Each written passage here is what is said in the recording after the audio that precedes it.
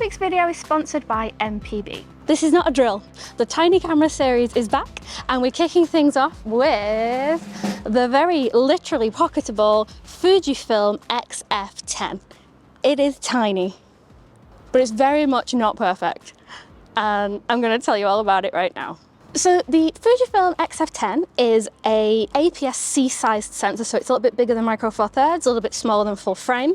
And in terms of the form factor, it's very similar to the Ricoh series of APS-C cameras, so they are very, very pocketable. We have a 28mm equivalent lens on the front, and it does not protrude. That's as far out as it'll go, so it's super duper pocketable. If I can find my pocket.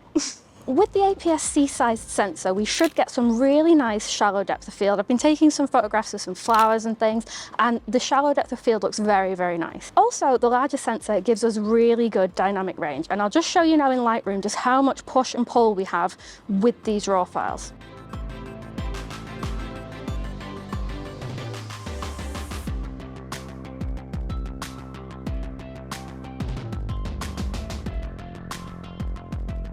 I'll show each photo from camera, which is the recipe that I've made and shown, and then I'll show you my Lightroom edits. Honestly, most of the Lightroom edits have been very subtle because I've very much liked what the camera came up with. The link for my custom presets is in the description if you'd like to learn more. And more good news, if you are looking for an everyday carry camera that doesn't break the bank, while this one is a little bit older, it's more than half the price of the Ricoh equivalent. But is it half the camera? That's the question. I think there's a lot to love about this Fujifilm camera, but there are a few quirks which I will go into.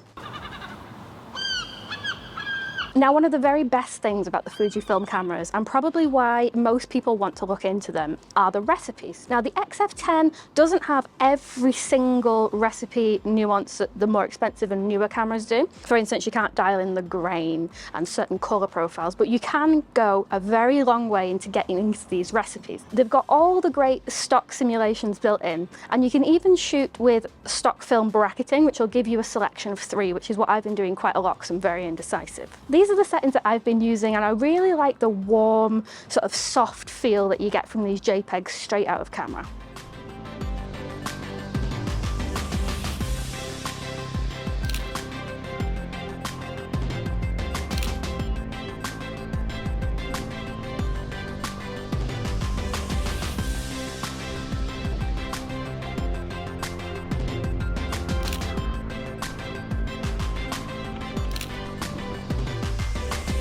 If you shoot RAW and JPEG, you do have flexibility because then you can edit the RAW to taste if you don't like how the JPEGs turned out, and you do have Wi-Fi built in, and I'm going to get run over. Now, the design of this camera I really like. There is a black version, but I much prefer this one. I really like the look of the grip, and the build is a little bit plasticky. Even the dials are more plasticky, but they do feel very sturdy and it does feel nice. The ergonomics I absolutely love. We do have a few function buttons and a really nice thumb grip on the back. And my favourite thing is we don't only have 2 dials, so we can have aperture and shutter speed. The front is also customizable, so you could have ISO, aperture and shutter speed all on one dial or the other.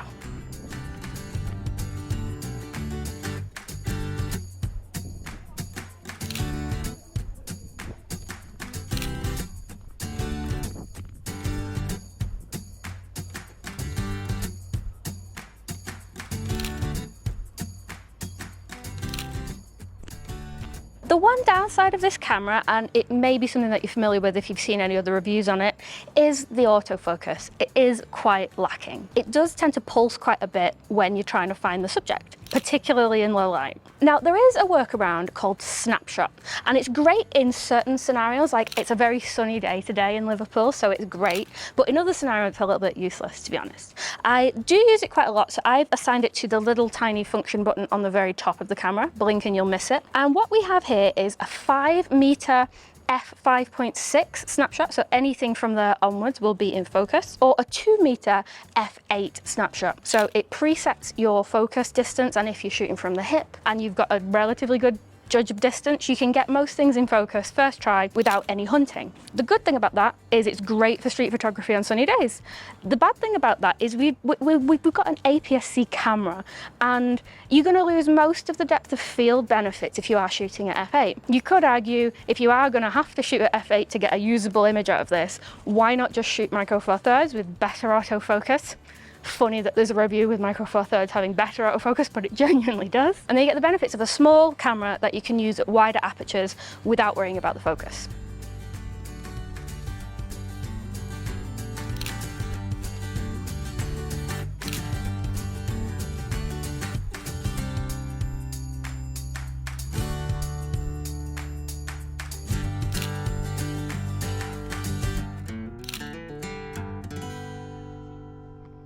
Ready? So the recipes. If you don't know about the recipes, these are user-made and Fujifilm-made presets and settings that you can dial into your camera to give you certain filmic looks. Unfortunately, the XF10 only allows you to save one recipe at a time. So you have to sort of think of it like loading a roll of film. You would make a conscious decision for that day that that would be the type of film that you would be shooting.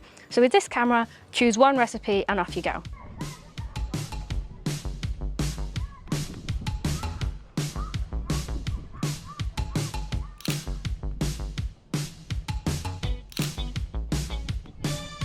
One more thing to add in terms of usability, I think the menus are brilliant, but we don't actually have a touchscreen, which is a little bit of a learning curve for me because most of my cameras do.